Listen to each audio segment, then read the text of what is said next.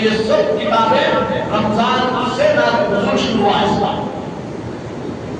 اب اندازہ لگائیے رمضان کتنا اہم اور مقدس مہینہ ہے. اب امام اعظم رضی اللہ تعالیٰ کے ساتھ یہ چیزیں تمام کی. بولے پریشان ہونے کی ضرورت نہیں ہے تجھے، بلکہ جا تیرے گھر میں قرآن ہے تو جا پریشان کیوں ہوتا. قرآن کو لپیٹ اچھے جلدان میں لپیٹ کے اپنی بیٹی کے دہیج میں دے دے. ساری دنیا کی چیزیں اس کے اندر موجود ہے. تیرا طلاق باقی میں ہوا تو قرآن دے دیا بیٹی کی دے. پہلے کے لوگوں کا یہ تصور تھا. آج ہمارا تصور بدل گیا. لینے والے بھی یہ تصور میں لیے کہ قرآن واقعی اس کے اندر دنیا کا پورا ساز و سامان ہے. اس نے قرآن کو لیا سینے سے لگایا اور اس نے قرآن دیا ساری دنیا کی چیزیں بول کے تو انہیں لیا سینے سے لگایا. آج ہم تو لکھتے ہیں فہرست پہ سر فہرست لکھتے ہیں قرآن لکھتے بھائی لہذا میں لکھتے نا. میری دہیج کی فہرست میں تو آیا تھا 45 سال پہلے. پہلے قرآن لکھا تھا پھر آج لکھنے کی نہیں لکھوں گا. میں تو اپنے بیٹے کو تو لکھاؤں لکھنا چاہیے. سر فہرست لکھنا قرآن دینا بھی چاہیے مگر بیٹے کو سمجھانا بھی چاہیے. میں جو چیز دے رہا ہوں اس چیز کی روشنی میں تو اپنی زندگی بدل کر. بہت سے سامعین قرآن وہ کلام ہے. ساری دنیا کا کلام ایک طرف پورا قرآن ایک طرف. ساری دنیا کی کتابیں وہ رہنمائی نہیں کر سکتی جو ساری انسانیت کو امن کا پیغام دے. مگر اللہ کا کلام قرآن مجید وہ پیغام دیتا ہے ہر مذہب کو. یہ چیلنج ہے ہمارا.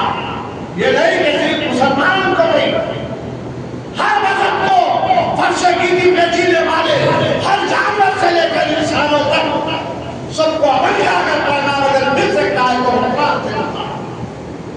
سمندروں کی روانیوں کے اندر سے لے کر فضاؤں میں اڑنے والے پرندوں تک اگر عمل کا پیغام مل سکتا ہے تو وہ قرآن سے مل سکتا ہے.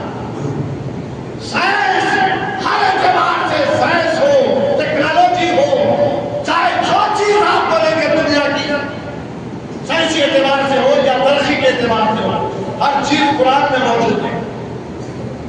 اور سر سامعین یہ اور بات ہے ہم تلاش کرنے سے قاصر ہیں. ہم تلاش کر نہیں پا رہے. صرف ہم تو قرآن رکھ لیتے کچھ لوگ پہلے کی عبادت ریاضت کے لیے. پہلے کے لوگ قرآن کو کیا سمجھتے تھے؟ اسی لیے امام اعظم ابو حنیفہ رضی اللہ تعالیٰ نے کہا تیری طلاق نہیں ہوگی جاگ جا پورا قرآن لپیٹ کر اپنی بیٹی کے دہیج میں دے دے. دنیا کی سب چیز دے دیا. جب تک یہ تصور قوم میں تھا تو قوم ترقی کی راہ پہ گامزن تھی. جب سے ہمارا نظام قرآن سے ہٹنے لگا، دلچسپی پڑھنے سے ہٹنے لگی، اس میں تلاش کرنے سے ہٹنے لگے، ہم دنیا کے عمیق کار میں گرنے لگے. آپ بولیں کہ مولانا بڑی خطرناک بات ہے. میں نے بولو اور حضرت علی رضی اللہ تعالیٰ عنہ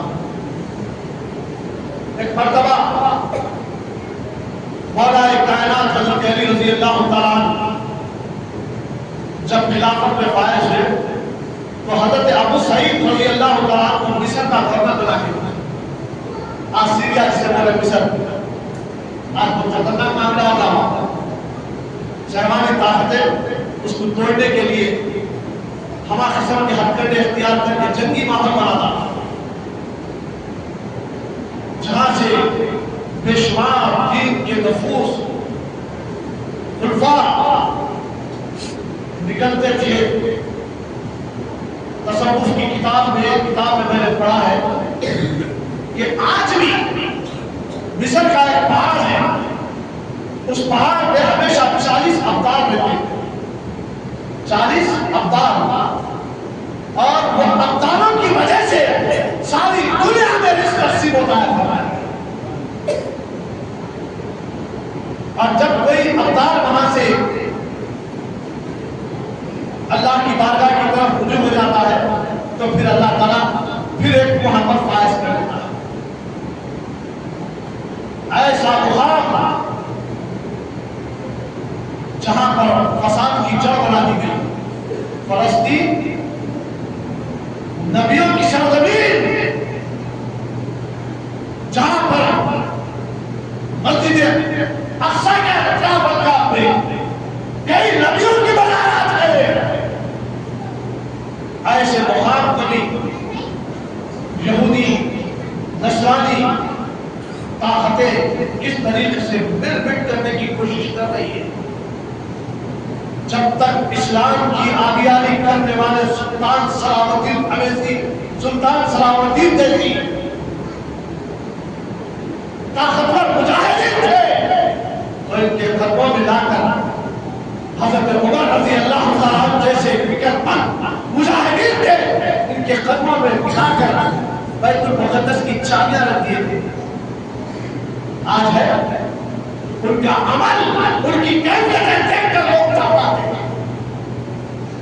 آج ہمارا عمل، ہم بولتے تو بہت طاقت نہیں ہوتی مگر بڑے بڑے باتیں بولتے ہوتے، قانون سے ناموافق ہوتے مگر بڑے بڑے قانون کی باتیں بولے جاتے ہیں. باہر کر بہت سامعین پلٹ آؤ، وقت کی قلت، بلکہ میں ہمیشہ بولتا ہوں وقت میرا ساتھ دے دیتا مگر میں کوشش کرتا ہوں کہ اسلام کی طرف توجہ کو مبذول کروں تاکہ میرا بھی ذہن جائے اور آپ کی بھی کہتے کو باہر کر امام اعظم ابو حنیفہ رضی اللہ تعالیٰ عنہ نے کہا جاؤ جا کر قرآن لکھ دو اور اپنی بیٹی کے دہیج میں دے دو تو تم دنیا کی پوری چیزیں آپ اپنی بیٹی کے دہیج میں دے دیے. اور دینے والا بھی بول کے جب دیے تو لینے والا بھی لے کے سینے سے لگا کے بولا واقعی ساری چیزیں اس قرآن میں ہے، میں نے ایکسپٹ کیا اور کے لے لیا، خوشی لے لیا تھا. مگر آج اگر بیٹی کے دہن میں چمچا نہیں گیا، کٹورا نہیں آیا، بڑا پیسے نہیں آئے، فلاں نہیں آئے، گاڑی نہیں ملی، فلاں نہیں ملی، حالت کیا ہوتی ہے دیکھیے. وعدہ کر کے لے لیے، ماحول کتنا بدل گیا ہے. پہلے مسلمان کیا فکر تھی، آج مسلمانوں کی کیا فکر ہے. بہت سے سامعین اللہ کرے پھر سے ہماری اسباب جیسی فکر ہو جائے. برحال کر بہت سے سامعین چنانچہ ایسی عظیم کتاب اس ماہ رمضان میں نازل ہوئی. علاوہ ازیں نبی کریم صلی اللہ علیہ وسلم نے اس مبارک مہینے کی بزرگی بیان کرتے ہوئے ارشاد فرمایا شعبان شہری رمضان شہر اللہ. اللہ اکبر، شعبان میرا مہینہ تھا. جا رہا ہے کہا کل آ گیا بہت اچھا نکل گیا ختم. اللہ کرے ہمیں اور آپ کو رمضان تک پہنچا دے. کل میں سنا ایک میرے ساتھی تھے، مجھے اطلاع نہیں ملی مگر ایک بچہ مجھے اطلاع دیا بستی کا نوجوان. اللہ اس کی عمر دراز کرے، اس کو بھی سنت رسول پر عمل کرنا آسان فرمائے. حضور نبی کریم صلی اللہ علیہ وسلم سے سچی اور پکی محبت عطا فرمائے. ایک حافظ قرآن میرے دوست نے مجھے اطلاع نہیں ملی، میں جا نہیں سکا. سن کے بڑی میرے کو کیفیت میں جنوں پیدا ہوا. ایک مرتبہ انہوں نے جلسہ رکھا تھا تو میری صدارت کا رکھا تھا. بڑے بڑے علماء کرام آئے تھے مگر میں سننے کے بعد میرے تکلیف محسوس ہوئی. انتقال ہونے کی 2 مہینے 3 مہینے ہو گیا، بڑی تکلیف ہوئی. جانی پہچانی شخصیت آپ نے بھی گئے ہوئے، سیف اللہ مسجد کو امام تھے وہاں پر، حافظ عبید اللہ صاحب، حافظ عطاف صاحب، عطاف انتقال ہو گیا. تو بڑی مختلف پتہ نہیں سب کو لے جانے والی یہ موقع بھلے کا مقصد یہ ہے پتہ بھی نہیں چلتا کب آتی اور کب لے جاتی. ارے حافظ قرآن امام سے میں لے جاتی ہوں کہ نہیں حکم بھی لے جاتی. مان والا تھا، پیسے والا تھا، اس کو لے لیتی نہیں اس کو بھی لے جاتی. ارے فقیر تھا، بدصورت تھا، اس کو لے لیتی ہوں کہ اس کو بھی لے جاتی. میں تو خوبصورت ہوں، میرے کو لے لیتی ہوں، میرے کو بھی لے جاتی. سب کو لے جانے والی مگر وہ دن کون سا ہے پتہ نہیں. وہ دن آنے سے پہلے تیاری کر لینا چاہیے. اب قرآن قرآن کر پاؤ سامنے نور صلی اللہ علیہ وسلم نے فرمایا شعبان میرا ہے. شعبان کے لیے اگر بندہ عبادت کرتا تو اس کو ڈبل ثواب دیا جاتا. اب رمضان میں تو کچھ شروع کو جی سب کو معلوم ہے، چھوٹے بچے کے لیے اٹھا کے لگے بیٹا رمضان بہت اچھا مہینہ ہوتا بولتے رہنا ہے، سحری کرنا ہے، اٹھنا ہے، رمضان آ گیا، مطلب چھوٹا بچہ بھی رمضان میں پڑھ رہا۔ میں دیکھتا ہوں مسجد میں بڑے لوگوں سے زیادہ چھوٹے بچے نظر آتے ہیں۔ اللہ ان کو توفیق دے، جوانی میں بھی ایسی عمل کرنے کی توفیق عطا فرمائے۔ برابر معزز سامعین، حضور نے فرمایا شعبان میرا رمضان اللہ کا مہینہ ہے۔ ابھی میں نے سنایا جو اس میں رمضان اللہ کا مہینہ، ایک حدیث میں آیا رمضان میری امت کا مہینہ۔ اب آپ وہ بھی سامنے رکھیے، ادھر اللہ فرمایا میرا مہینہ، ادھر رسول فرمایا میری امت کا مہینہ ہے۔ ایک جگہ حضور فرمایا کہ اللہ کا مہینہ ہے۔ اور سامعین، جتنا بڑا شخص ہوتا ہے اس کا احترام ہوتا ہے، دعوت میں آ رہا یا ویلکم کیا، اب رمضان ویلکم کروایا سب کو، آ جاؤ میں آ رہا ہوں، آ جاؤ داخل ہو جاؤ، ویلکم کر رہا ہے۔ خالی اس کی جد و جہد، اس کے اثرات ساری دنیا میں مرتب ہوتے ہیں جب یہ آ رہا ہے۔ رمضان آ رہا ہے تو دیکھیے آپ جتنے کلمہ گو ہے، آپ ایسے خطرناک رہتے زندگی پر شراب نے چھوٹی اس کی، مگر رمضان آتے شراب چھوٹ جاتی ہے، اللہ کرے ہمیشہ کے لیے چھوٹ جائے۔ بعض ایسے سب کھول رہتے رمضان آتے تھے، میں اپنے لیتا میں سن رمضان میں لیتا، پھر رمضان کے بعد دیکھیے اللہ کرے رمضان کے بعد بھی اس سے چھوٹ جائے۔ اب گناہ نہیں کرتا ہوتا، اب پنجیروں میں نماز پڑھتے رہتے ہیں، نماز چھوٹتی نہیں بندی، اللہ کرے ہمیشہ کے لیے نہ چھوٹے۔ جس طرح رمضان میں سینہ رحمتوں کا خزینہ بن جاتا ہے، نور کا درجہ سفینہ بن جاتا ہے، اللہ تعالیٰ ہمارے سینوں کو ہر وقت کے لیے ایسا ہی بنا دے۔ رمضان زندگی میں آتا اس لیے میرے بھائی، حضور نے فرمایا، میں نے اگلے جمعے میں بتایا تھا حدیث پاک، شریف پہ چل رہے تھے، حضور تو فرمایا جس نے رمضان پایا، اللہ اکبر، باتوں کو رکھنا، اگر اس کے اوپر غور کرے، فکر کرے، اللہ میری زندگی کہاں چلے گئی، رمضان میری زندگی میں تہوار آیا، مگر میں کہاں ہوں؟ سرکار نے فرمایا جس نے زندگی میں ایک بار رمضان پایا، اگر سے وہ اپنی حالت کو نہ بدلا، اس کے اوپر بہت ساری چیزیں بول سکتا ہوں مگر کیا کروں، پاس و لحاظ رکھتے ہوئے، وقت کی قلت کو دیکھتے ہوئے مختصر بول کے گزرنے کی کوشش کرتا ہوں۔ زندگی میں رمضان پایا، اگر تبدیلی زندگی کو نہیں بنا، دین کی طرف نہیں ہوا، نمازی نہیں بنا، متقی نہیں بنا، پرہیزگار نہیں بنا، اور دل کو آباد کرنے والا نہیں بنا، سینے کو نور سے منور کرنے والا نہیں بنا، اس کا خلاصہ بول دو۔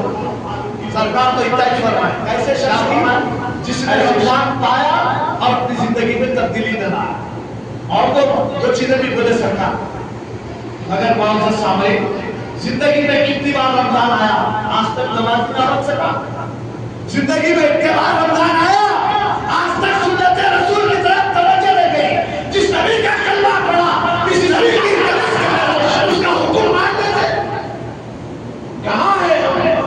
اور بولتے ہیں کہ کامیابی ہم کو ملنا چاہیے، حکومت ہماری سننا چاہیے، ہم سربلند ہونا چاہیے۔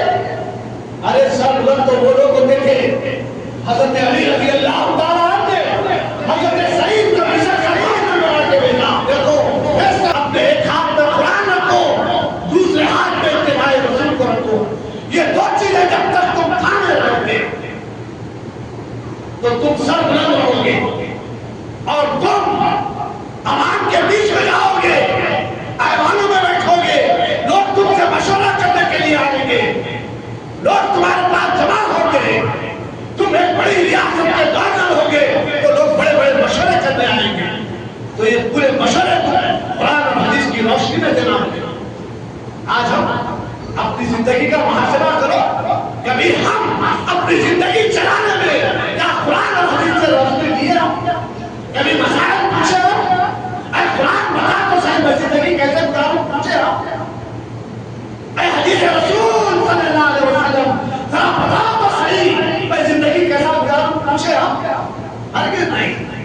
ہم تو دنیا کی میڈیا کے پیچھے پڑے. کوئی یہودی آ کے ناچا, کوئی یہودی آ کے کیسا کرا, میڈیا پہ وہی حرکت زمانے میں نظر آ رہی ہے. اور جو سامعین بزرگوں عزیز دوستوں, قرآن کا ماہ رمضان کی آمد ہے, یہ بڑا متبرک مہینہ ہے. اس مہینے میں اگر کوئی بندہ ایک نیکی کرتا ہے, ایک نیکی, اللہ اکبر, کتنا رب دینے پہ ہے. آج رب کی رحمت لٹانے پہ, اے بندے تو ساری زندگی گناہوں میں کاٹا ہوا, زندگی میں رمضان آ گیا تھی, آجا میری طرف پلٹا پلٹا. اگر ایک نیکی کرے گا تو 10 نیکیاں ملے گی. جتنا اخلاص کے ساتھ کرتا جائے گا اتنا زیادہ.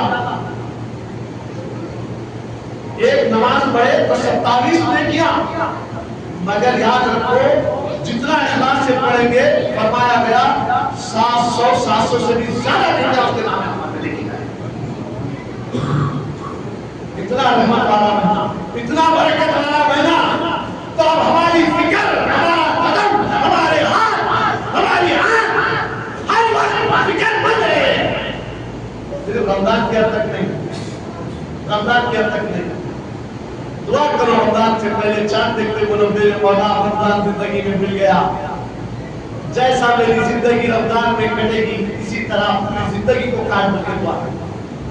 اللہ کی بات, میں تو یہ دعا کرتا ہوں, سب کو گواہ بناتا ہوں, اے اللہ میری آنے والی زندگی جیسا ماہ رمضان میں زندگی کاٹا تھا, میری زندگی ایسی بنا.